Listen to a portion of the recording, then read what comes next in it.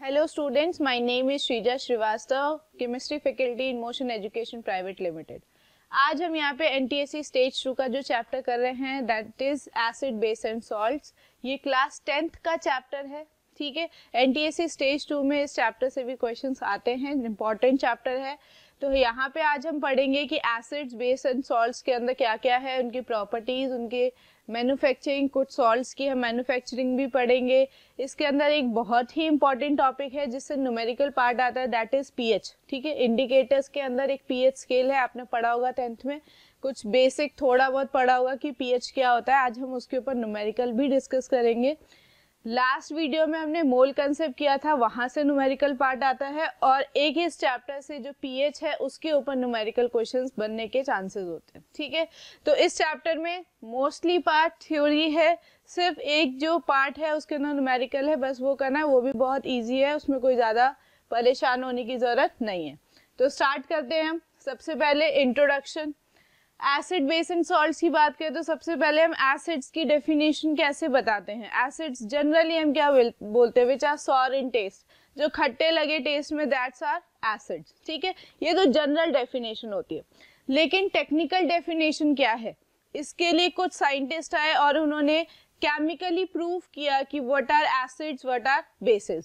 तो सबसे पहले साइंटिस्ट है अरेनियस. अरेनियस ने अपनी थ्योरी दी कि अगर मुझे किसी सब्सटेंस को बताना है कि दे आर एसिड्स, तो हम उसके अंदर देखेंगे कि एक्वस सोल्यूशन में जो H+ आयन देगा, एक्वस सोल्यूशन मतलब पानी के अंदर जब हम उसका एक्वस सोल्यूशन बनाएंगे और अगर वो H+ रिलीज करेगा, देन दे आर एसिड्स. तो this is the first chemical definition of acids, the substance which produce H+ ion in the aqueous solution. अब कैसे पता चलेगा, जैसे हम मान लीजिए HCl की बात करते हैं, हम बात कर रहे हैं HCl की. ठीक है, तो HCl in the aqueous solution क्या बनाएगा, H+ एंड Cl-. तो ये क्या हो गया हमारा एसिड, ये हमारे लिए क्या हो गया एसिड. जैसे H2SO4 है, तो H2SO4 कितना आयन देगा, 2H+ आयन देगा, और SO4 2-. तो दीज आर एसिड्स. ठीक है, तो this is the first chemical definition of acids. वैसे ही हम बेसिस की बात करेंगे तो how we define the bases, जो OH- दे, जैसे NaOH एक्वस सोल्यूशन में क्या बनाएगा, Na+ और OH-. तो दे आर बेसिस. तो अरेनियस के अकॉर्डिंग H+ देने वाले एसिड्स थे, OH- देने वाले बेसिस थे.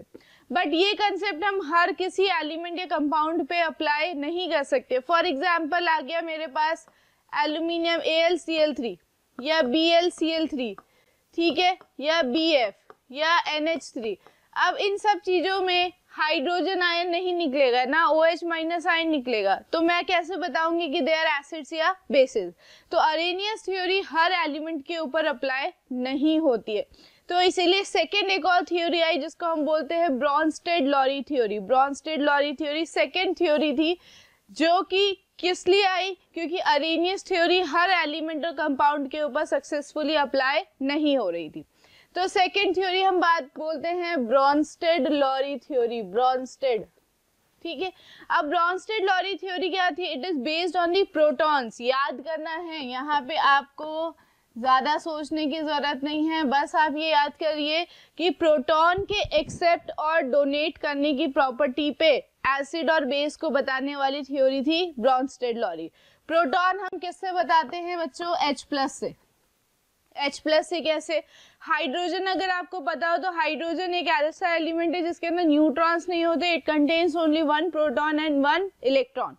मैं उसके इलेक्ट्रॉन को निकाल दूं तो उसके पास क्या बचेगा, एक प्रोटॉन. तो H+ को हम क्या अज्यूम कर सकते हैं, प्रोटॉन भी, क्योंकि उसके अंदर सिर्फ एक क्या है, प्रोटॉन. तो H+ ion is just like a proton. ठीक है, तो अगर प्रोटॉन के डोनर और एक्सेप्ट पे बताना हो तो H+ डोनेट करने वाले एसिड्स होते हैं, H+ एक्सेप्ट करने वाले बेस होते हैं.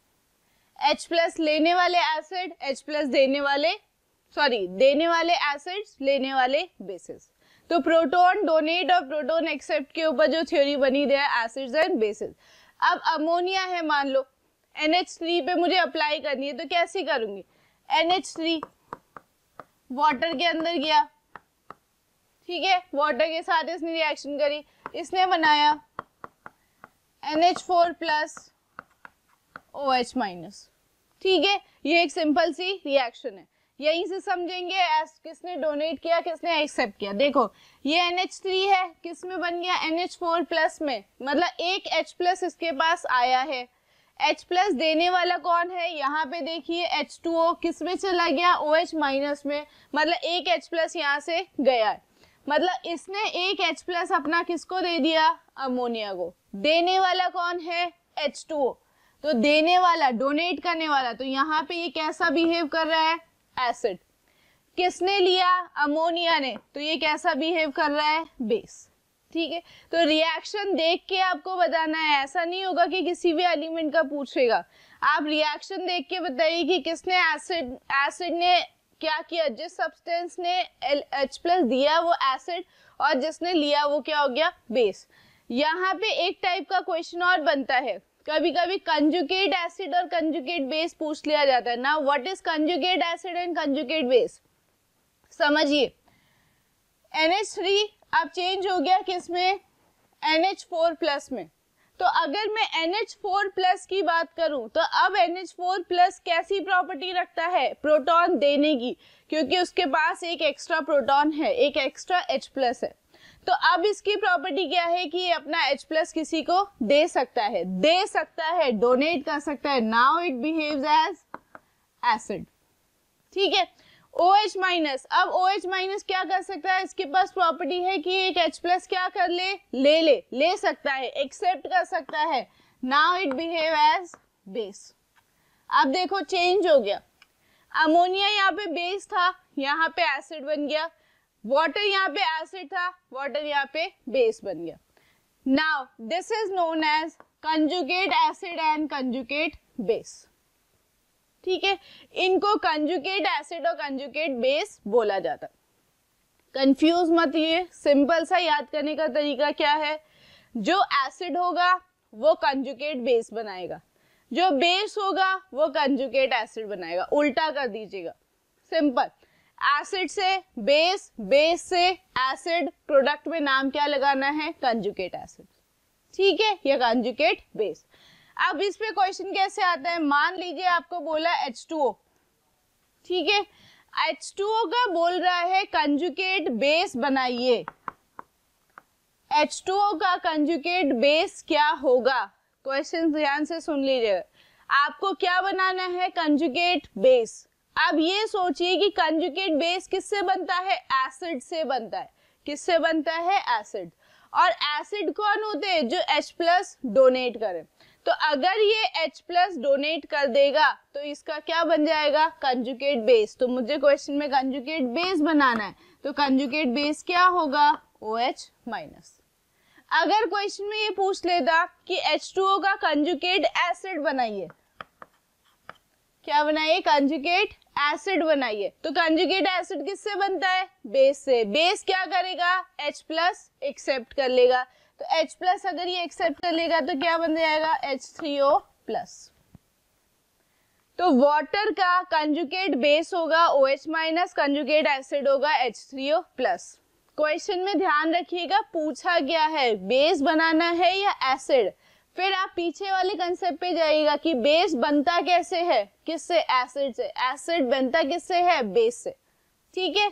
तो ये सेकेंड थ्योरी थी जिसके अंदर मैक्सिमम कंपाउंड्स क्या हुए, इन्वॉल्व हुए, और जिनको हम बता सकते थे कि एसिड बेस कैसे देखा जाएगा, ठीक है। इसके बाद भी कुछ एक्सेप्शंस आए, मान लीजिए BF3 एलिमेंट है, अब ये प्रोटॉन दे लेता ही नहीं है और देता नहीं है, तो अब इसमें कैसे बताओगे, तो जो थर्ड थ्योरी थी एसिड बेस की, that is Lewis acid and base, Lewis ने थर्ड थ्योरी दी, and which is successful, mostly जितने भी कंपाउंड्स थे वो इसके अंदर कवर हो रहे थे, तो सबसे ज्यादा सक्सेसफुल थ्योरी किसकी मानी जाती है, लुईस की। अब लुईस की थ्योरी किसके ऊपर डिपेंड थी, ल्यूइस की थ्योरी डिपेंड थी इलेक्ट्रॉन पे, ब्रॉन्स्टेड लॉरी किस पे था, प्रोटॉन पे, और लुईस थ्योरी किस पे थी, इलेक्ट्रॉन पे। ठीक है, अब इसका डेफिनेशन क्या था, वही इलेक्ट्रॉन डोनर और इलेक्ट्रॉन एक्सेप्टर। ठीक है, इलेक्ट्रॉन देने वाले और इलेक्ट्रॉन लेने वाले। अब यहाँ भी याद करिएगा, जो इलेक्ट्रॉन लेगा, ठीक है, जो इलेक्ट्रॉन लेगा इट बिहेव्स एज एसिड्स, और जो इलेक्ट्रॉन देगा इट बिहेव्स एज बेस। मतलब इलेक्ट्रॉन देने वाले बेस होंगे, इलेक्ट्रॉन लेने वाले क्या होंगे, एसिड्स। ठीक उल्टा किसके, प्रोटॉन के। प्रोटॉन के अंदर देने वाले एसिड्स थे, लेने वाले बेसिस थे। ठीक है, अब यहाँ पे कैसे बताएंगे, मान लीजिए आपने बात करी BF3 की। ठीक है, अब BF3 का अगर मैं स्ट्रक्चर बनाऊं, BF3 का अगर आप स्ट्रक्चर बनाएंगे तो बोरोन के आउटर मोस्ट में 3 इलेक्ट्रॉन्स होते हैं। ठीक है, उसके आसपास कितने फ्लोरीन है, 3 फ्लोरीन है। फ्लोरीन के आउटर मोस्ट में होते हैं 7 इलेक्ट्रॉन, 1 2 3 4 5 6 7, 2 3 4 5 6 7, 1 2 3 4 5 6 7। ठीक है, अपने शेल को कंप्लीट करने के लिए सबने सिंगल सिंगल बॉन्ड बना ली, तो फ्लोरीन का ऑक्टेट क्या हो गया, कंप्लीट। बट क्या बोरोन का ऑक्टेट कंप्लीट हुआ, बोरोन का ऑक्टेट कंप्लीट करने के लिए कितने इलेक्ट्रॉन चाहिए थे, 8, उसके पास सिर्फ कितने हैं, 6। तो बोरोन इज इलेक्ट्रॉन डेफिशिएंट, उसके पास इलेक्ट्रॉन की डेफिशिएंसी है। तो अगर उसको कोई इलेक्ट्रॉन पेयर देगा, इलेक्ट्रॉन याद रखिएगा सिंगल इलेक्ट्रॉन नहीं जाता, पेयर इलेक्ट्रॉन जाता है। अगर उसको कोई पेयर ऑफ इलेक्ट्रॉन देगा तो क्या वो ले ही लेगा, उसको अपना ऑक्टेट कंप्लीट करना है तो वो पेयर क्या कर सकता है, ले सकता है। इलेक्ट्रॉन ले रहा है ना, इलेक्ट्रॉन ले रहा है, that why it is behave as acids. मतलब BF3 कैसा बिहेव करेगा, एसिड की तरह। बेस कैसे देखें, मान लीजिए मेरे पास अमोनिया है NH3, अमोनिया के अंदर नाइट्रोजन के पास कितने इलेक्ट्रॉन, 5 इलेक्ट्रॉन, 1 2 3 4 5। हाइड्रोजन कितने, 3, सबने सिंगल सिंगल बॉन्ड बना ली, हाइड्रोजन का डुप्लेट कंप्लीट और नाइट्रोजन का भी ऑक्टेट कंप्लीट। ठीक है, लेकिन इसके पास यहाँ पे पेयर ऑफ इलेक्ट्रॉन है जो यूज में नहीं आए, रिएक्शन में यूज नहीं आए। तो क्या ये किसी को डोनेट या शेयर कर सकता है, हाँ कर सकता है, कोई दिक्कत की बात नहीं है। अगर ये अपना इलेक्ट्रॉन पेयर किसी को दे रहा है या शेयर कर रहा है तो ये इलेक्ट्रॉन दे रहा है, इलेक्ट्रॉन देने वाला क्या हो जाता है, बेस हो जाता है। तो NH3 के पास एक पेयर ऑफ इलेक्ट्रॉन है, क्या करने के लिए, डोनेट करने के लिए या शेयर करने के लिए, that is why it is behave as a base. ठीक है, इलेक्ट्रॉन लेने वाला आर एसिड, मतलब इलेक्ट्रॉन डेफिशिएंट एसिड्स होते हैं, लोन पेयर लिखने वाले क्या होते हैं, बेसिस होते हैं। तो ये जो 3 थ्योरी थी, ये 3 थ्योरी होती है किसकी, एसिड और बेस की, जिसमें सबसे सक्सेसफुल थ्योरी हम किसकी मानते हैं, लुईस की मानते हैं। वापस से बता देती हूँ, Arrhenius is based on H+ and OH-, Bronsted Lowry is based on proton donor proton acceptor. वहां पे कंजुगेट एसिड और बेस का कंसेप्ट जरूर याद रखिएगा, इस पे क्वेश्चन बनता है। और थर्ड आपका है Lewis acid and base which is based on electron donor and electron acceptor. ठीक है, इलेक्ट्रॉन देने वाले और इलेक्ट्रॉन लेने वाले। तो यहाँ पे हमारा क्या खत्म होता है, एसिड्स की थ्योरी। अब एसिड्स की थ्योरी के बाद एसिड्स की प्रॉपर्टीज की बात करते हैं। फिजिकल प्रॉपर्टीज आप जानते हैं कि they are sour in taste, change red litmus paper blue litmus paper into red, behave as a electrolyte, electrolyte की तरह बिहेव करते हैं, good conductor of heat and electricity. ठीक है, एसिड्स की बात करें तो ऑर्गेनिक और इनऑर्गेनिक एसिड्स होते हैं। Organic acids which is found in the nature, inorganic which is made in the industry, जिनको मिनरल एसिड्स भी बोला जाता है। अब यहाँ पे याद क्या करना है, याद करना है ऑर्गेनिक एसिड्स। ऑर्गेनिक एसिड्स जैसे एप्पल में मैलिक एसिड, ठीक है, टमाटो में ऑक्सैलिक एसिड, है ना। इसके बाद हम बात करें कोको कोला, कोल्ड ड्रिंक्स के अंदर कार्बोनिक एसिड्स। तो ये आपकी टेबल दी होगी बुक में, 10th क्लास में आपने पढ़ी होगी। आंट्स के अंदर फॉर्मिक एसिड। इस टेबल को प्लीज एक बार इस पे गो थ्रू कीजिएगा, एक बार आप देख लीजिएगा कि कौन से एसिड किसके अंदर पाया जाता है। मे बी एक क्वेश्चन, छोटा सा क्वेश्चन आ जाए तो आप वहां पे नंबर लूज ना करें, ठीक है। तो ऑर्गेनिक एसिड्स याद कर लीजिएगा कि कौन से एसिड्स किसके अंदर पाए जाते हैं, उसका नाम आप जरूर याद करिएगा, ठीक है। इन ऑर्गेनिक एसिड्स के अंदर हम पढ़ते हैं क्या, sulphuric acid, nitric acid, hydrochloric acid, ये 3 एसिड्स ही हैं जो जनरली हम रिएक्शंस के अंदर यूज करते हैं, ठीक है। तो ये बात हो गई किसकी, एसिड्स की। नेक्स्ट एसिड्स की केमिकल प्रॉपर्टीज, वो तो फिजिकल प्रॉपर्टीज थी और टाइप्स थे। केमिकल प्रॉपर्टीज के अंदर हम और क्या पढ़ते हैं, एसिड्स की रिएक्शन। तो आपने पढ़ा होगा कि acid reacts with metal, metals के साथ रिएक्शन करते हैं। मेटल में क्या ले लेंगे, मेटल में क्या ले लेंगे, जिंक लिया, ZnCl2 प्लस H2। मतलब जब एसिड्स और मेटल की रिएक्शन होती है तो किसका रिलीज होता है, हाइड्रोजन गैस का। एक्सेप्शंस क्या है, कॉपर, मरकरी, सिल्वर, गोल्ड, ये एसिड्स के साथ रिएक्शन नहीं करते। क्यों, रिएक्टिविटी सीरीज में ये हाइड्रोजन के कहाँ आते हैं, नीचे आते हैं, तो they can not replace hydrogen from its position, ठीक है। अदरवाइज सारे मेटल्स हाइड्रोजन के साथ, सॉरी, एसिड्स के साथ रिएक्शन देते हैं और कौन सी गैस रिलीज होती है, हाइड्रोजन गैस, ठीक है। नेक्स्ट प्रॉपर्टी, एसिड्स और बेसिस की रिएक्शन होती है। यस, एसिड और बेस रिएक्ट करके क्या बनाते हैं, salt plus water, and this is known as neutralization reaction. ये तो बहुत इजी आपने पढ़ा होगा। Next, metal carbonates, metal carbonates आपको पता होंगे, CaCO3, ZnCO3, ये सब क्या हैं, कार्बोनेट्स हैं। Carbonates are also react with acids, acids के साथ रिएक्ट करते हैं। एसिड्स के साथ रिएक्ट करके क्या बनाएंगे, CaCl2 plus H2O plus CO2 with the release of कौन सी गैस, CO2 गैस रिलीज होती है, ठीक है। तो केमिकल प्रॉपर्टीज के अंदर एसिड बेस रिएक्शन, एसिड और मेटल रिएक्शन, एसिड और मेटल कार्बोनेट रिएक्शन को हम स्टडी करते हैं, ठीक है। एक और चीज एसिड्स के अंदर पढ़ी जाती है, बेसिसिटी। बेसिसिटी क्या होती है, कोई भी acid, one molecule of acid कितने H+ आयन रिलीज करता है, that is known as basicity. For example HCl कितने रिलीज कर सकता है, H+, उसके एक मॉलिक्यूल के पास एक ही H+ है तो एक ही देगा, तो इसकी बेसिसिटी कितनी हो गई, 1। मैंने बोला H2SO4, इसके पास 2 H+ है, कितने देगा, 2, तो बेसिसिटी कितनी हो गई, 2, ठीक है। CH3COH, अब आप इसमें बोलेंगे कि इसके पास तो 4 हाइड्रोजन है तो इसकी बेसिसिटी कितनी होनी चाहिए, 4, बट ये गलत हो जाएगा। यहाँ पे ध्यान रखिएगा, जब ये आयंस में ब्रेक होता है तो इसकी यही वाली बॉन्ड टूटती है, ये सिर्फ एक H+ ही देता है, बाकी ये 3 नहीं जाते हैं, तो इसकी बेसिसिटी 1 ही होती है।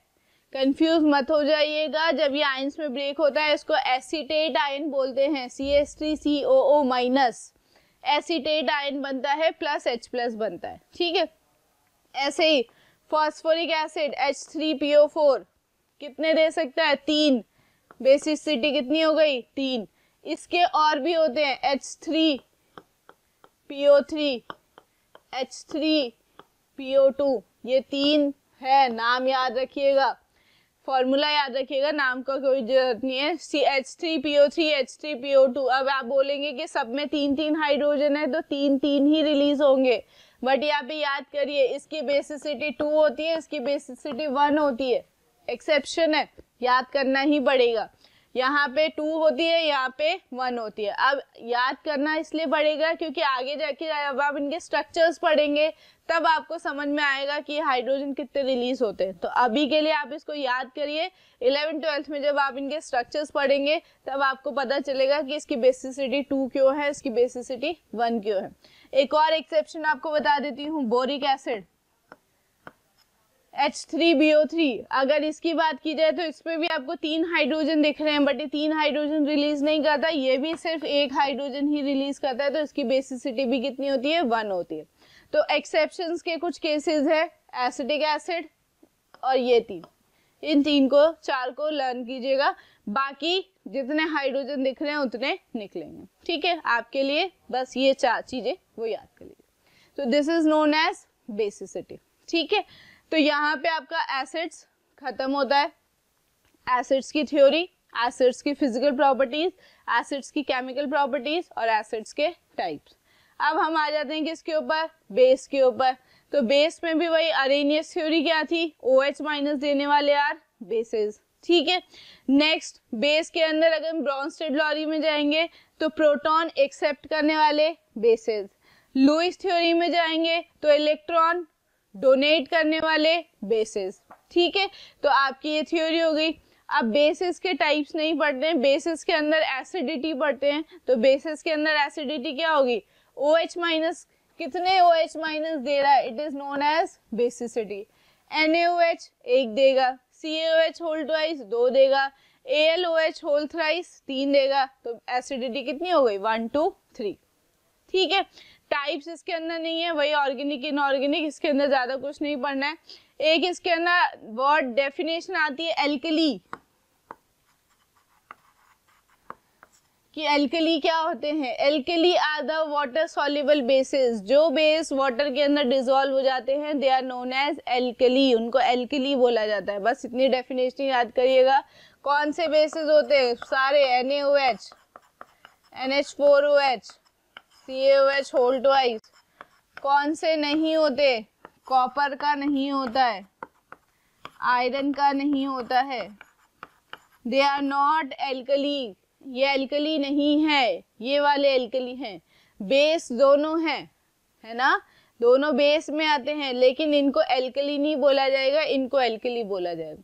Alkali are water soluble bases, ठीक है।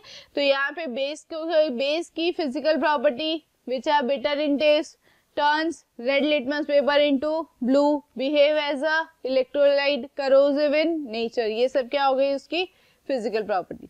केमिकल प्रॉपर्टीज में भी अगर बात करें तो बेस के साथ एसिड्स रिएक्ट करते हैं, जिनको न्यूट्रलाइजेशन रिएक्शन ही बोला जाता है।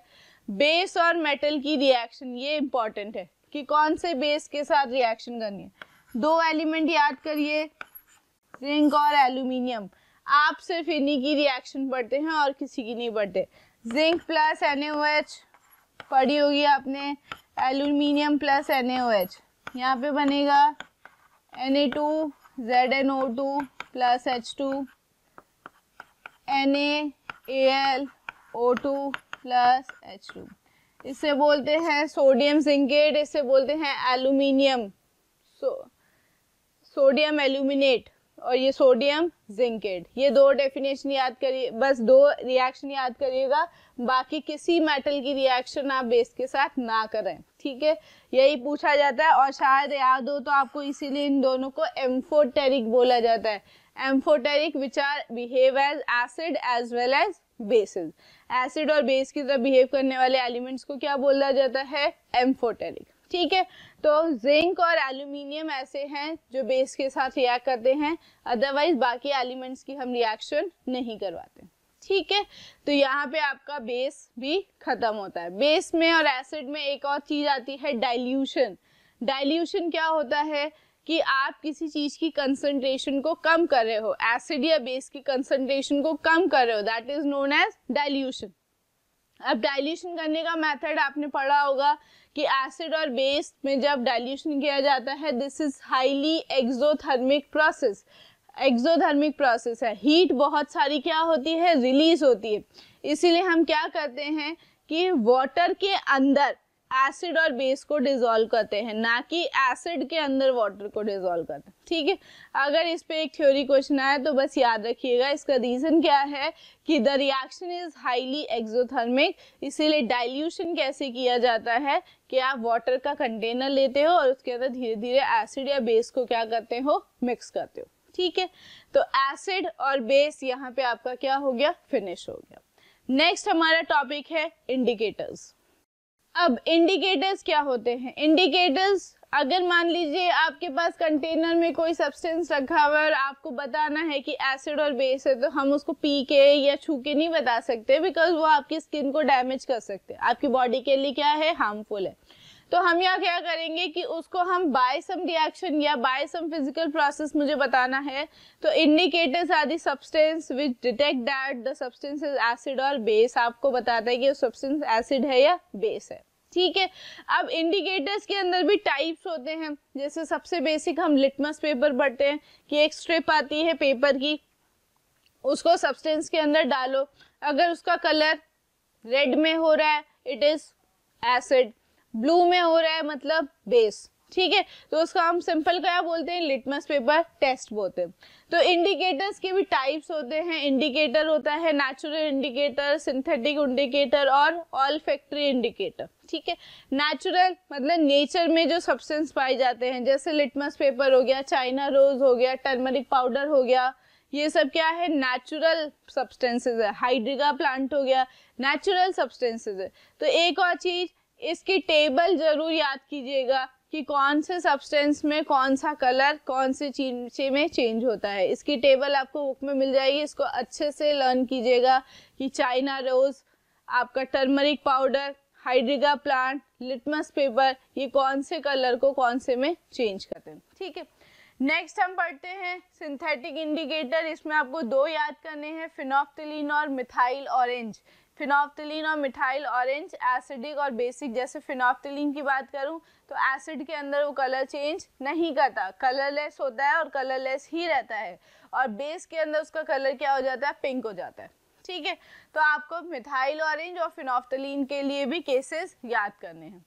लास्ट हम बात करते हैं olfactory. Olfactory indicators are based on the smell of the substance, की स्मेल देखी जाती है कि पर्टिकुलर इन्वायरमेंट में वो कैसी स्मेल प्रोड्यूस कर रहा है, दैट इज ऑल्फैक्टरी इंडिकेटर्स। उसमें तीन पढ़ते हैं, वनीला, अनियन जूस और एक और आपका होता है क्लोव ऑयल, ठीक है। ये तीन के साथ हम टेस्ट करते हैं और पढ़ते हैं, बताते हैं कि सब्सटेंस एसिड होगा या बेस होगा। तो इसकी आप टेबल जरूर याद कर लीजिएगा, प्लीज इसको छोड़ के मत जाइएगा कि अगर गलती से एक छोटा क्वेश्चन आ जाए तो आपके से मिस्टेक हो सकती है और आप नंबर को लॉस कर सकते हो। तो इसकी टेबल बहुत अच्छे से याद करिए। अब इसमें इम्पॉर्टेंट क्या है कि इन तीन इंडिकेटर्स के बाद एक और आता है पीएच स्केल, जो सबसे इम्पॉर्टेंट टॉपिक है। इसमें मैं आपको न्यूमेरिकल भी करवाऊंगी, ठीक है। अब पीएच स्केल में क्या है, पीएच स्केल बताता है हाइड्रोजन आयंस की कंसंट्रेशन। बाकी इससे पहले वाला तो थ्योरी पार्ट है, इसको थोड़ा अच्छे से समझेंगे। हाइड्रोजन आयन की कंसंट्रेशन के बेसिस पे आपको बताता है कि सब्सटेंस एसिड है या बेस। अब पीएच स्केल में नंबर्स होते हैं 1 to 14, जिसमें बताया गया है कि 1 to 7 या 6.9 तक अगर आएगा तो सब्सटेंस एसिड होगा, और इधर जाएंगे तो बेस होगा। मतलब अगर 7 वैल्यू है इट इज न्यूट्रल, 7 से कम है तो एसिड, और 7 से ज्यादा है तो बेस। अब इस स्केल में जब आप इस साइड और इस साइड जाएंगे, है ना, इस साइड मतलब 1 और 2 में कंपेयर करेंगे कि एक की वैल्यू 1 है और 2, तो 1 वाला ज्यादा स्ट्रॉन्ग एसिड होगा। मतलब इस साइड आपकी एसिड की जो स्ट्रेंथ है वो क्या होती है, इंक्रीज होती है, ठीक है। और वैसे ही इस साइड बेस की इंक्रीज होती है। अगर 12 और 14 में कंपेयर करोगे तो 14 वाला स्ट्रॉन्ग बेस होगा। तो पीएच की एक्चुअली जरूरत क्यों पड़ी, पीएच की जरूरत इसलिए पड़ी क्योंकि बाकी जो इंडिकेटर थे वो बस ये बताते कि ये सब्सटेंस एसिड है या बेस, बट उसमें स्ट्रॉन्ग कौन है ये बताने के लिए हमें किसकी जरूरत पड़ी, pH. PH actually strength of the acid बताता है कि कौन सा स्ट्रॉन्ग है और कौन सा वीक है, ठीक है। तो pH scale is negative logarithm of H plus ion. इसका फॉर्मूला क्या देते हैं पीएच का, minus log H plus ion, ठीक है। अब लॉग आ गया इसलिए ज्यादा कोई दिक्कत की बात नहीं है, बहुत छोटा बहुत नॉर्मल सा क्वेश्चन आएगा, अगर आएगा भी तो उसमें आप ज्यादा कंफ्यूज मत होइएगा, ठीक है। अब निकालना कैसे, मान लीजिए दो टाइप के क्वेश्चन बनते हैं। सिंपल बोल दिया कि आपके पास HCl एसिड है जिसके अंदर H प्लस की कंसंट्रेशन 10 की पावर -2 है, तो पीएच बताइए कितना होगा। एसिड की कंसंट्रेशन 10 की पावर क्या है, -2। तो ये क्वेश्चन तो सिंपल सा हो जाएगा कि इसका पीएच 2 होगा। नेगेटिव लॉगरिथम है ना, जैसे मैंने ये लिखा pH equals to minus log H plus ion, ठीक है। अब मैं इसको H प्लस आयन को अगर मुझे निकालना होगा तो मैं लिखूंगी 10 की पावर माइनस pH, 10 की पावर माइनस pH। अब यहाँ पे देखो हाइड्रोजन आयन की कंसंट्रेशन कितनी दे रखी है, 10 की पावर माइनस 2, तो pH कितना हो गया, कंपेयर करेंगे तो 2। अगर डायरेक्टली ऐसे दे रखा है कि कंसंट्रेशन डायरेक्टली दे रखी है H प्लस आयन की, तो आप डायरेक्टली pH निकाल सकते हो, कोई दिक्कत नहीं है। किसी में बोला कि हाइड्रोजन आयन 10 की पावर माइनस 4 कंसंट्रेशन है तो pH कितना हो गया, 4 हो गया। 10 की पावर माइनस 13 है तो pH कितना हो गया, 13 हो गया। ठीक है, सिंपल सा क्वेश्चन है। एक और चीज याद करिए, pH plus POH equals to 14, value 14 होती है, मतलब हाइड्रोजन आयन और OH माइनस की आयन का कंसंट्रेशन मिला के सम कितना होना चाहिए, 14। तो क्वेश्चन में ऐसा भी आ सकता है कि आपको हाइड्रोजन आयन कंसंट्रेशन दे रखी है और पूछ रहा है कि OH माइनस की कंसंट्रेशन बताओ। तो हाइड्रोजन आयन कंसंट्रेशन क्या है, 10 की पावर माइनस 2, तो pH कितना हो गया, 2, तो POH कितना होगा, 14 माइनस 2 इज 12। समझ में आया कि आपको हाइड्रोजन आयन कंसंट्रेशन से क्या मिल गया, pH मिल गया। pH कितना है, 2, POH निकालना होगा तो क्या कर लूंगी मैं, 14 में से माइनस कर दूंगी। तो pH और POH का जो सम होता है वो क्या होता है, 14 होता है। हाइड्रोजन आयन कंसंट्रेशन से मेरा H प्लस निकलेगा, OH माइनस कंसंट्रेशन से क्या निकलेगा, POH। ये तो सबसे सिंपल क्वेश्चन था। अब इस पे दूसरे टाइप का भी क्वेश्चन आता है। अब हम इस पे एक न्यूमेरिकल देखते हैं। अब ये क्वेश्चन है, ठीक है। इस क्वेश्चन के अंदर हम देखिए आपसे पूछ रहा है कैलकुलेट pH। pH कैलकुलेट करने को बोल रहा है 100 ml and 2.2 gram of NaOH dissolve in it. ठीक है, आप सबसे पहले क्वेश्चन सोचिए, आपसे पूछ रहा है pH और दे रखा है NaOH। तो NaOH तो क्या है, एक बेस। तो NaOH से आपका pH नहीं आएगा बच्चों, NaOH से POH आएगा, और POH निकाल के मैं pH निकाल सकती हूँ, रिलेशन मैंने पढ़ा है। तो सबसे पहले मैं क्या निकालूंगी, POH निकालूंगी। POH के अंदर हम किसकी कंसंट्रेशन निकालते हैं, OH माइनस की। कंसंट्रेशन मतलब number of moles in per unit volume, that is हमने लास्ट वीडियो में पढ़ा था मोलैरिटी। कंसंट्रेशन टर्म ही तो है मोलैरिटी। तो मोलैरिटी निकालने के लिए क्या चाहिए होता है, number of moles upon volume. क्या वॉल्यूम दे रखा है, हाँ दे रखा है। क्या नंबर ऑफ मोल्स निकाल सकती हूँ, हाँ गिवन मास दे रखा है, गिवन मास से क्या निकल जाएंगे, मोल्स निकल जाएंगे। तो पहले मोलैरिटी का फॉर्मूला लगाते हैं, number of moles upon volume. Moles निकालने के लिए मैं क्या करूंगी, given mass upon molecular mass, molecular mass is 40। ठीक है, वॉल्यूम किस में दे रखा है, ml में, तो इंटू 100, ऊपर जाके 1000 से मल्टीप्लाई करूंगी क्योंकि ml के अंदर है। ठीक है, यहाँ से पॉइंट हटाया, 0 कैंसिल, 1/20 इज 0.05, मतलब कंसंट्रेशन आ गई कितनी, 0.05। पर किसकी कंसंट्रेशन आई है, ये OH माइनस की। मुझे किसकी निकालनी है, H प्लस की, क्योंकि मुझे pH निकालना है। ठीक है, जैसे हमने pH का फॉर्मूला लिखा था वैसे POH का फॉर्मूला भी होता है।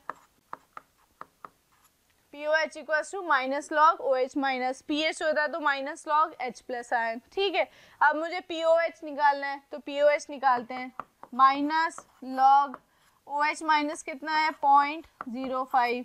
अब आप लॉग देख के प्लीज घबराइएगा मत, बहुत सिंपल सा क्वेश्चन है, मैं स्टेप वाइज कर रही हूँ। देखिए यहाँ से पॉइंट हटा दीजिए, 5 इंटू 10 की पावर माइनस 2 ऐसे लिख सकती हूँ मैं। ठीक है, इसके बाद ब्रैकेट को ओपन कर रही हूँ, माइनस लॉग 5 लॉग से कन्वर्ट हो जाता है प्लस में कन्वर्ट होगा, बट यहाँ माइनस लगा है, माइनस लॉग 10 की पावर माइनस 2। ठीक है, माइनस अंदर चला गया। अब log 5 की वैल्यू याद करिए 0.69, ये याद करना पड़ेगा। मैं आपको कुछ log की वैल्यू बता देती हूँ। log 1 इज 0, ये log बेस 10 है, आपको एज्यूम करके चलना है कि log बेस 10 ही आएगा। log 2 0.3010, log 3 0.47, log 4 0.6020, log 5 0.69। बस 5 तक याद कर लीजिए, इससे आगे जाने की जरूरत नहीं है। ठीक है, 0.69 माइनस, पावर को कैसे सॉल्व करते हैं ध्यान से सुनिए। जो भी पावर होती है विद द साइन वो आगे आ जाती है, विद द साइन आगे आएगी। माइनस और -2 ये क्या हो जाएगा, +2, और यहाँ क्या बच जाएगा, log 10। log 10 की वैल्यू क्या होती है, 1, तो log 10 की वैल्यू क्या हो जाएगी, 1, मतलब 2 माइनस 0.69 ये क्या होगा, 1.31। ठीक है, अब 1.31 किसकी वैल्यू आ गई, POH की आ गई है ना। POH से अब हमें क्या निकालना है, pH निकालना है। pH equals to 14 minus 1.31, it is 12.69। ठीक है, ऐसे क्वेश्चन करना है। क्वेश्चन में ध्यान रखिए कि पूछा क्या है, pH पूछा है, दे क्या रखा है, OH माइनस, तो पहले आप POH निकालेंगे, POH निकाल के फिर pH निकालेंगे। देखने में लग रहा होगा बट ये क्वेश्चन बहुत सिंपल है, अगर आप इसकी थोड़ी सी प्रैक्टिस करोगे आप ये क्वेश्चन कर सकते हो। एक और क्वेश्चन करवाती हूँ आपको एग्जाम्पल में। नेक्स्ट क्वेश्चन है, how many hydrogen ions are present in 1 ml of solution, pH equals to 13। अब यहाँ पे इसने pH दे दिया है ना, pH देने का मतलब, pH 13 देने का मतलब हाइड्रोजन आयंस की कंसंट्रेशन दे दी, जो कि कितनी है, 10 की पावर -13 कंसंट्रेशन आ गई। अब क्वेश्चन में क्या पूछ रहा है, हाउ मेनी हाइड्रोजन आयंस पूछ रहा है, कंसंट्रेशन दे रखी है, आयंस पूछ रहा है। तो मोलैरिटी में हमें पता है, molarity equals to number of moles upon volume. Molarity मतलब कंसंट्रेशन, कंसंट्रेशन कितनी दे रखी है, 10 की पावर -13 दे रखी है। मोल्स निकालने का मतलब क्या होता है, मोल्स निकालना, मोल्स निकाल सकती हूँ, मोल्स क्या होगा, n। वॉल्यूम क्या दे रखा है, 1 ml, 1 ml दे रखा है, तो इंटू क्या करूंगी, 1000, यही करूंगी। तो नंबर ऑफ मोल्स कितने आ जाएंगे, 10 की पावर -13 अपॉन 10 की पावर 3, इट इज टू 10 की पावर -16। ये मेरे पास क्या हो गए, मोल्स। अब क्या मोल्स से मैं नंबर ऑफ आयंस में जा सकती हूँ, याद करिए, moles equals to GMM, GAM, GIM, moles equals to Na particles, Na particles में एटम, मॉलिक्यूल, साइंस कुछ भी हो सकता है। तो मोल्स से जाने के लिए, नंबर ऑफ निकालने के लिए मैं क्या करूंगी, मोल्स इंटू Na, मोल्स कितने हैं, 10 की पावर -16, 6.022 इंटू 10 की पावर 23, 6.022 इंटू 10 की पावर 7। ठीक है, आपको क्या करना था, कंसंट्रेशन दे रखी थी, आपको नंबर ऑफ आयंस निकालने थे। ठीक है, सिंपल क्वेश्चन है, थोड़ा सा आप 1-2 बार प्रैक्टिस करेंगे अपने आप हो जाएंगे। ठीक है, नेक्स्ट क्वेश्चन देखते हैं pH के ऊपर। आपका pH दे रखा है, अब यहाँ देखिए कंसंट्रेशन दे दी, ठीक है। अब KOH की दे रखी है, तो सेम वही क्वेश्चन, KOH की दे रखी है मतलब OH दे रखा है और आपसे क्या पूछा है, pH पूछा है। ठीक है, कैसे निकालेंगे, पहले तो POH निकाल लूँ मैं, -log 0.025। सॉल्व कैसे करेंगे, -log यहाँ पे 25 इंटू 10 की पावर -3 लिख सकती हूँ मैं इसको। ठीक है, अब आप बोलोगे कि log 25 की वैल्यू तो मुझे नहीं आती, तो log 25 को सॉल्व करने के लिए मैं 5 की पावर 2 लिख सकती हूँ, पावर में चेंज कर दो, 5 की पावर 2 इज 25 ओनली। आप कर लो, मैंने पावर के लिए क्या बताया, विद दी साइन आगे आता है, तो -2 log 5, माइनस यहाँ से आया है, माइनस यहाँ जाएगा अंदर, माइनस log 10 की पावर -3, इसको सॉल्व करेंगे, -2 log 5, पावर आगे आएगी +3 log बेस 10, -2 log 5 बताया था 0.69 +3 log 10 बताया था 1, ये कितना होगा, 9 2 जा 18, 2 6 जा 12, 113, 1.38 +3 माइनस कर लेंगे। आपके पास माइनस करने के बाद क्या आएगा, POH, POH निकाल के आपको क्या निकालना है, pH, तो जो भी आंसर आएगा 14 में से आप क्या कर देंगे, माइनस कर देंगे। ठीक है, बहुत हार्ड नहीं है, बहुत सिंपल क्वेश्चन है, थोड़ा सा लॉजिक लगाएंगे क्वेश्चन हो जाएगा। एक लास्ट क्वेश्चन देखते हैं इसके ऊपर, पीएच के ऊपर। Hydrogen ion concentration pH of the solution made by mixing 100 ml HNO3 और KOH। अब यहाँ पे वही कंसंट्रेशन टर्म लगेगी कल, M1 plus M2 equals to M3V3। Mix किया है, दो आपके पास दो सोल्यूशन है, दोनों को आपने क्या कर दिया, मिक्स कर दिया, तो लास्ट में जो बनेगा उसकी कंसंट्रेशन निकालनी है।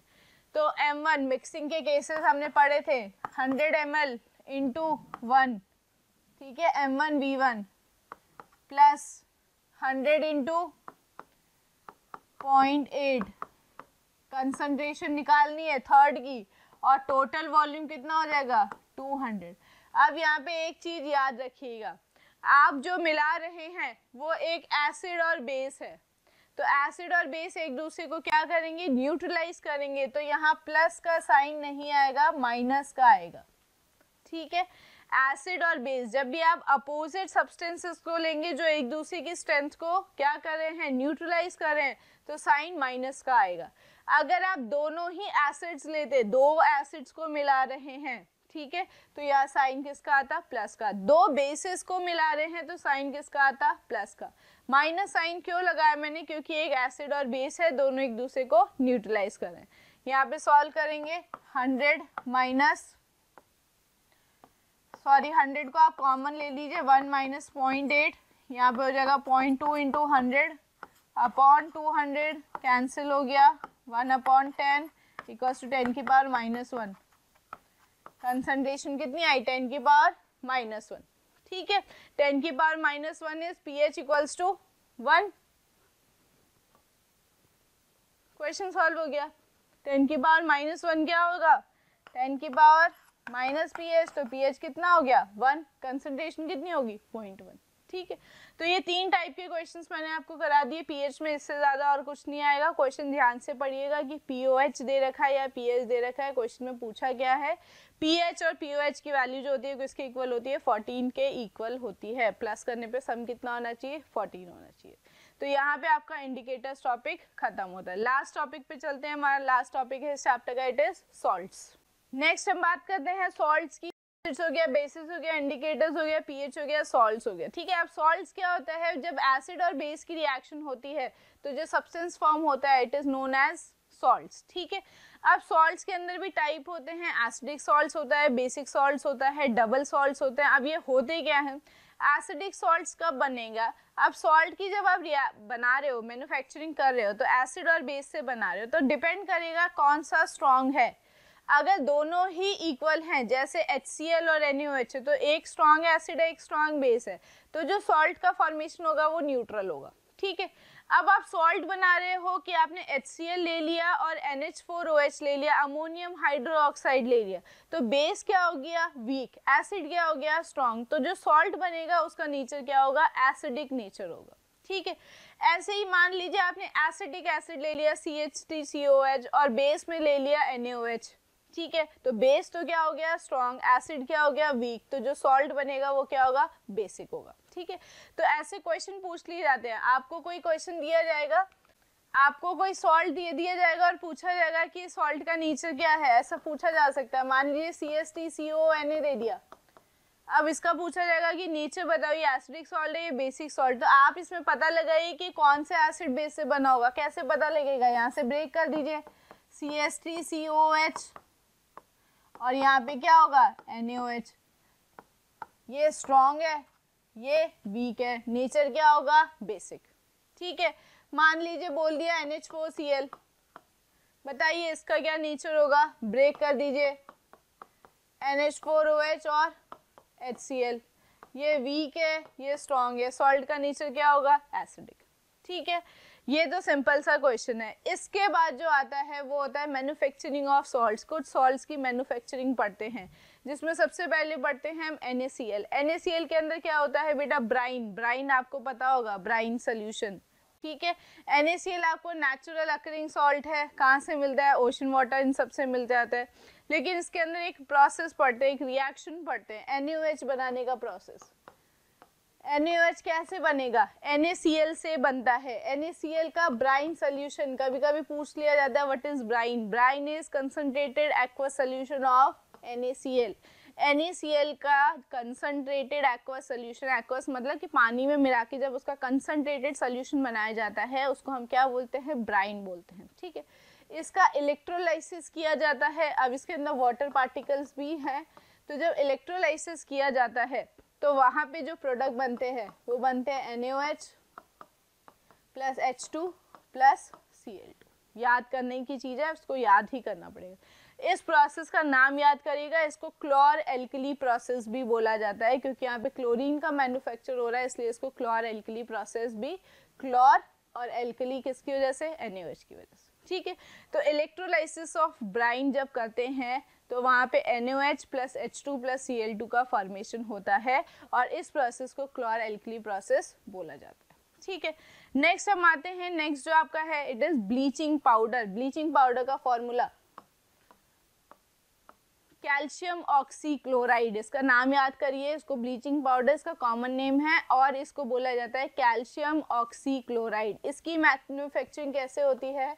Dry slaked lime, slaked lime is calcium hydroxide. ठीक है, आपको रिएक्शन याद होनी चाहिए। मान लीजिए पूछ लिया ब्लीचिंग पाउडर के लिए कौन सी 4 रिएक्शन दे देगी, विच of the reaction is correct in the manufacturing of bleaching powder, तो रिएक्शन अच्छे से याद करिए कि जाइएगा। ड्राई स्लेक्ड लाइम पे पास की जाती है कौन सी गैस? Chlorine gas. किसका मैन्युफैक्चर होता है? ब्लीचिंग पाउडर का, with the release of H2। ठीक है, इस प्रोसेस को बोला जाता है, क्या बोलते हैं इसको? Hesson-clever process. हैसन-क्लेवर प्लांट के अंदर जो भी प्रोसेस किया जाता है उस प्रोसेस से किसका मैन्युफैक्चरिंग होता है? ब्लीचिंग पाउडर का। ठीक है, इसके बाद नेक्स्ट आता है आपका बेकिंग सोडा। बेकिंग सोडा का formula NaHCO3, sodium bicarbonate. Sodium bicarbonate बोला जाता है। सोडियम बाइकार्बोनेट का मैन्युफैक्चरिंग कैसे होता है? अमोनिया प्लस ब्राइन, ब्राइन मतलब NaCl plus H2O plus CO2, इन सब को रिएक्ट कराया जाता है, तो आपका बनता है baking soda plus NH4Cl।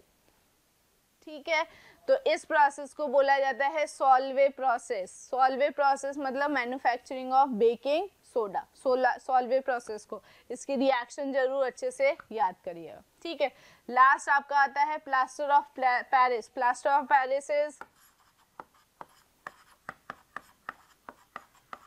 Calcium sulphate semi hydrate. Semi hydrate मतलब हाफ मॉलिक्यूल ऑफ वाटर। बनता किससे है? जिप्सम से। CSO4 डॉट 2H2O बनेगा कैसे? हीट करते हैं, CSO4 dot half H2O plus 3/2 H2O। Condition याद करिए, यहाँ पे कंडीशन लगाते हैं हम कि 100 डिग्री सेल्सियस से टेम्परेचर ऊपर नहीं होना चाहिए, 100 to 120 डिग्री सेल्सियस से के बीच में ही हीट करना है। अगर आप इससे आगे जाएंगे तो जो वाटर का हाफ मॉलिक्यूल है वो भी क्या हो जाएगा? एक्साइट हो जाएगा। ठीक है, बाहर निकल जाएगा, तो उसको हम बोलते हैं dead burnt plaster. Dead burnt plaster बोला जाता है। ठीक है, तो यहाँ पे सारे सॉल्ट्स की प्रिपरेशन याद करिएगा, उनके नाम जरूर याद करिएगा कि प्रोसेस के नाम क्या होते हैं। अब इस चैप्टर के कुछ क्वेश्चंस डिस्कस करते हैं। अब ये क्वेश्चन आपका देखिए, लोएस्ट बेस और लोएस्ट एसिड्स पे इसने डेफिनेशन ही दे दी कि एक इलेक्ट्रॉन पेयर है जो डोनेट करता है वो बेस एक्सेप्ट करता है एसिड, तो हम डायरेक्टली पूछते हैं कि करेक्ट स्टेटमेंट पूछ रहा है। NH3 मैंने आपको बताया था, NH3 में लोन पेयर है तो वो कैसा बिहेव करेगा? बेस, मतलब ये स्टेटमेंट गलत है। ठीक है, BF3 is Lewis base. BF3 आपको मैंने एग्जांपल में बताया था इलेक्ट्रॉन डेफिशिएंट है, एसिड की तरह बिहेव करता है, एसिड की तरह। NF3 is Lewis base. Yes, NF3 Lewis base हो सकता है। NF3 यहाँ पे एक इलेक्ट्रॉन पेयर इसके पास देने के लिए है, मतलब ये बेस की तरह क्या करेगा? बिहेव करेगा। ठीक है, BCl3 is Lewis acid because it has only 6 electron. ये नहीं करेगा क्योंकि Cl के पास एक्स्ट्रा इलेक्ट्रॉन है, वो दे सकता है। ठीक है, नेक्स्ट क्वेश्चन पे आते हैं। Washing soda is prepared by, अभी हमने पढ़ा वॉशिंग सोडा किससे प्रिपेयर होता है, bye Solvay process. Theory question है।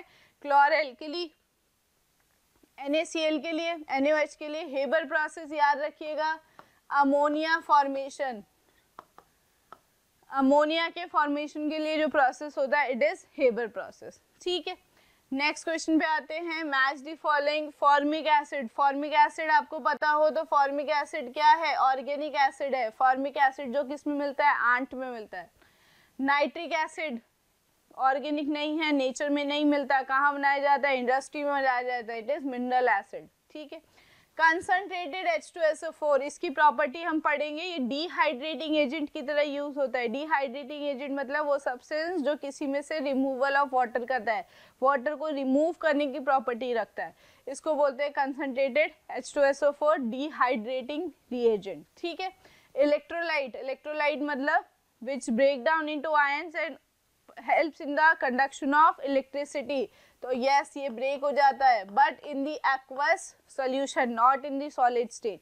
ठीक है, तो फर्स्ट का होगा क्या, सेकंड, एक ही ऑप्शन बन रहा है नाइट्रिक एसिड, बी का होगा थर्ड, सी का होगा फोर्थ और डी का होगा फर्स्ट। ठीक है, नॉर्मल क्वेश्चन था, बेसिक लॉजिक था, कुछ नहीं है इसके अंदर। अब यहाँ पे आ गया बेटा कंजुगेट बेस, मैंने बताया था कंजुगेट बेस बनाना है, तो कंजुगेट बेस किससे बनता है, एसिड से। याद रखिए कंजुगेट बेस किससे बनेगा, एसिड से। किसका कंजुगेट बेस बनाना है, H2O और HCl का। अकॉर्डिंग टू ब्रॉन्स्टेड एसिड्स क्या होते हैं, विच डोनेट H+, मतलब H+ को क्या करना है, डोनेट करना है, तो H+ डोनेट करेंगे तो क्या बन जाएगा, OH- और Cl-, मतलब ये एसिड्स हैं और यहाँ पे जाके ये क्या बन गए, कंजुगेट बेस। ठीक है, तो क्वेश्चन ध्यान से पढ़िए, conjugate base of Brønsted acids, ये दोनों मतलब क्या है, एसिड्स हैं, और एसिड्स कंजुगेट बेस की तरह बिहेव कब करेंगे, जब वो H+ को क्या कर देंगे, डोनेट कर देंगे। तो आंसर क्या आएगा, OH- और Cl-। नेक्स्ट क्वेश्चन पे आते हैं। In order to decrease the role of setting of cement, cement को धीरे धीरे ड्राई होने की जो प्रॉपर्टी है वो उसके अंदर कौन लाता है, इट इज, बच्चों याद करना, जिप्सम। जिप्सम की ही प्रॉपर्टी है कि जब उसको सीमेंट पे मिलाया जाता है तो वो उसके सेटिंग को डिक्रीज करता है, कि वो आराम से धीरे धीरे क्या होगा, सेट होगा, जल्दी से सेट नहीं होगा। ठीक है, ये बेसिक क्वेश्चन है डेली लाइफ का, इसके अंदर आपको सिर्फ याद करना है, इसके अंदर कोई लॉजिक नहीं लगाना। Next, saturated unsaturated. Next, which of the following represent the correct order of acidic strength for equimolar aqueous solution of HCl H2SO4? HCl H2SO4 NH4OH और NaOH, आपको इसका क्या बताना है, एसिडिक स्ट्रेंथ बताना है। ठीक है, एसिडिक स्ट्रेंथ बताने के लिए क्या होगा, ऑब्वियस सी बात है, एसिड्स के अंदर pH क्या होगा, ज्यादा होगा, बेस के अंदर pH क्या होगा, कम होगा। ठीक है, तो यहाँ पे एसिडिक स्ट्रेंथ सबसे ज्यादा किसकी होगी, HCl या H2SO4 की। ठीक है, दो ऑप्शन बन रहे, HCl H2SO4 और H2SO4, तीन ऑप्शन बन रहे। उसके बाद HCl आना चाहिए, तो ये ऑप्शन नहीं होगा, ये हो सकता है या ये हो सकता है। उसके बाद आपका NH4 आना चाहिए, क्योंकि स्ट्रॉन्ग बेस है आपका NaOH, मतलब NaOH के एसिडिक कैरेक्टर सबसे कम होगा, तो इन दोनों ऑप्शन में NaOH आपका यहाँ आ रहा है, तो सिंपल सा आंसर। ठीक है, NaOH आपका इस साइड आएगा, तो NaOH के अंदर सबसे कम बेसिक कैरेक्टर होगा। ठीक है, नेक्स्ट पे आते हैं। The reaction that differs from rest of the reaction, the turmeric solution turn red by aqueous solution. Red में करना है टर्मरिक को, तो टर्मरिक रेड कब करता है, जब वो कौन से उसमें होता है, एसिडिक में होता है। ठीक है, बेसिक में वो कलर चेंज नहीं होता, एसिडिक में होता है। तो पोटेशियम एसीटेट, पोटेशियम मतलब KOH और CH3COH से बना होगा, तो CH3COH क्या हो गया, वीक हो गया, KOH क्या हो गया, स्ट्रॉन्ग हो गया, तो नेचर क्या होगा इसका, बेसिक, तो बेसिक नेचर तो किस में टर्न करेगा, ब्लू में करेगा। कॉपर सल्फेट कैसे बना होगा, कॉपर हाइड्रोक्साइड प्लस H2SO4 से, तो यहाँ पे एसिड क्या है, स्ट्रॉन्ग है, एसिड स्ट्रॉन्ग होने की वजह से नेचर क्या होगा, एसिडिक होगा। सोडियम सल्फेट किससे बना होगा? NaOH प्लस H2SO4 से, लेकिन दोनों ही स्ट्रॉन्ग है, एसिड भी स्ट्रॉन्ग है, बेस भी स्ट्रॉन्ग है, तो यहाँ पे नेचर क्या होगा? न्यूट्रल होगा। फेरिक क्लोराइड FeH होल थ्राइस प्लस HCl। अब यहाँ पे कंपेयर किया जाए तो यहाँ पे भी एसिडिक है, एसिडिक नेचर आएगा क्योंकि ये भी क्या है? स्ट्रॉन्ग एसिड है। तो दो जाते हैं, बट अगर हम अप्रोप्रिएट देखेंगे तो कॉपर सल्फेट ज्यादा वीक है, बेसिक कैरेक्टर रखता है एज कंपेयर टू आयरन, तो हम आंसर क्या लगाएंगे? Copper sulphate. आंसर आपका ये भी हो सकता है, H2SO4 ज्यादा स्ट्रॉन्ग एसिड माना जाता है। ठीक है, नेक्स्ट क्वेश्चन पे आते हैं। The correct order of increasing pH value increasing, बढ़ रही है ना? पीएच वैल्यू पूछ रहा है कि कितनी बढ़ेगी, किसमें? Baking soda, rock salt, washing soda, slaked. ठीक है, सबसे पहले फॉर्मूला लिख लेते हैं। Slaked COH whole thrice, washing soda NaOH CO3, rock salt NaCl, baking soda NaHCO3, washing soda is Na2CO3। सबसे ज्यादा बेसिक करेक्टर देखिए तो इसमें होगा क्योंकि ये प्योरली क्या है? बेस है। ठीक है, यहाँ पे भी NaOH और H2CO3 तो बेसिक करेक्टर आएगा। ये क्या हो गया? न्यूट्रल, NaCl है, न्यूट्रल नेचर शो करेगा। NaHCO3 ये भी बेसिक करेक्टर शो करेगा क्योंकि NaOH प्लस H2CO3 से बना हुआ है carbonic acid which is a weak acid. तो सबसे कम पीएच आपका किसका होगा? NaCl का, और सबसे ज्यादा आपका किसका होगा? CH होल ट्वाइस का। तो ऑप्शन में से ऐसे मिला लेते, रॉक सॉल्ट सबसे पीछे आना चाहिए और स्लेगलाइन सबसे आगे आना चाहिए, और किसी के अंदर ऐसा कॉम्बो नहीं बन रहा है। तो आपका आंसर क्या हो जाएगा? बी। इन दोनों के अंदर अरेंजमेंट हमें वैल्यूज याद नहीं है, बट हम बाय ऐसे चूज करके आंसर लगा सकते हैं। ठीक है, नेक्स्ट क्वेश्चन पे आते हैं। A substance reacts with another substance, A और बी रिएक्ट कर रहे हैं, सी और डी बना रहे हैं, तो ए प्लस बी क्या बना रहा है? C plus D. ठीक है, और डी क्या है? गैस है। A mixture of gas D का जो मिक्सचर है उसको अमोनिया से रिएक्ट कर रहे हैं, पास and is passed through aqueous solution of C का aqueous solution है, तो यहाँ पे आपका बन रहा है बेकिंग सोडा NaHCO3। याद करिए सॉल्वे प्रोसेस है ना, रिएक्शन याद होगी तो आप अपने आप क्वेश्चन कर लेंगे। ये NH3 है, aqueous solution किसका लिया था? ब्राइन का, NaCl, तो यहाँ पे क्या होनी चाहिए? CO2 गैस होनी चाहिए। ठीक है, तभी आप यूज कर सकते हैं। CO2, NH3 और HCl, इस सबसे आपका क्या बन जाएगा? Baking soda. तो सब्सटेंस A और B पूछा है, मतलब जो गैस है, जो D है, वो CO2 होनी चाहिए। ठीक है, अब CO2 गैस किससे बन सकती है? देखिए यहाँ पे, ये हमने प्रॉपर्टीज के अंदर पढ़ा था कि मेटल कार्बोनेट जब रिएक्ट करते हैं एसिड के साथ तो कौन सी गैस प्रोड्यूस होती है? CO2 gas. तो Na2CO3 जब रिएक्ट करेगा किसके साथ? HCl के साथ, क्या बनाएगा? NaOH plus H2O plus CO2। ठीक है, तो ये यहाँ पे याद, क्वेश्चन सॉल्व कैसे हुआ? अगर आपको प्रिपरेशन की रिएक्शन याद है तो आप इजीली इस क्वेश्चन को सॉल्व कर सकते हैं। तो आपका जो A और B होगा वो HCl और Na2CO3 होना चाहिए। ठीक है, तो इस टाइप के ABCD करके क्वेश्चन भी आ सकते हैं, तभी अटेम्प्ट होंगे जब आपको सारी रिएक्शन अच्छे से याद होगी। तो प्लीज रिएक्शन को बहुत अच्छे से लर्न कीजिए। नेक्स्ट क्वेश्चन पे आते हैं। The substance which on treatment with chlorine yields bleaching powder. देखिए ये भी रिएक्शन बेस्ड क्वेश्चन है। कौन से सब्सटेंस को क्लोरीन के साथ रिएक्ट करते हैं तो ब्लीचिंग पाउडर बनता है? याद कीजिए, कैल्शियम ऑक्सीक्लोराइड बनाने के लिए हमने पढ़ा था dry slaked lime plus Cl2। Slaked lime पे हम क्लोरीन गैस का क्या करते हैं? रिएक्शन करवाते हैं, तो हमारे पास क्या आता है? ब्लीचिंग पाउडर आता है। ठीक है, नेक्स्ट क्वेश्चन। बेकिंग पाउडर क्या होता है? बेकिंग सोडा पढ़ा है हमने, बेकिंग पाउडर नहीं पढ़ा था। बेकिंग सोडा हमने पढ़ा था, इट इज NaHCO3।